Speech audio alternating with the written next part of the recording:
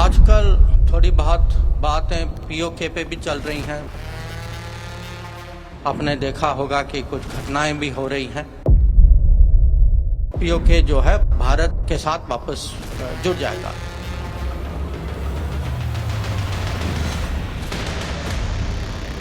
जुड़ जाएगा।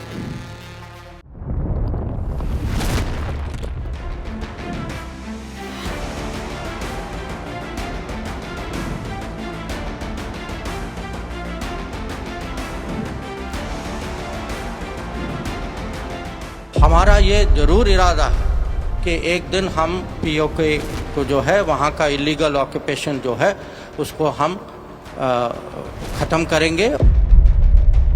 पीओके जो है भारत का अंग है।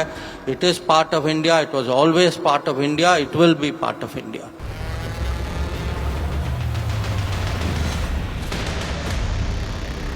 आजकल थोड़ी बहुत बातें पीओके पे भी चल रही हैं। वहाँ कुछ आपने देखा होगा कि कुछ घटनाएं भी हो रही हैं। अब मोदी सरकार जो है, हमारा मत इस पे बहुत स्पष्ट है। पार्लियामेंट का रेजोल्यूशन है, हम बहुत क्लियर हैं कि पीओके जो है भारत का अंग है। It is part of India. It was always part of India. It will be part of India. और हमारा ये जरूर इरादा है कि एक दिन हम पीओके को जो है वहाँ का इलीगल ऑक्यूपेशन जो है उसको हम ख़त्म करेंगे और पीओके जो है भारत के साथ वापस जुड़ जाएगा। अब इस पे आप देखते हैं कि विपक्ष का जो सोच जो है वो बिल्कुल विपरीत दिशा में है।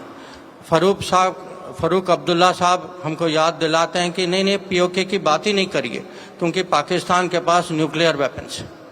अब न्यूक्लियर वेपन जो है, हम लोग जो हैं भारत के न्यूक्लियर वेपन्स पे गर्व रखते हैं।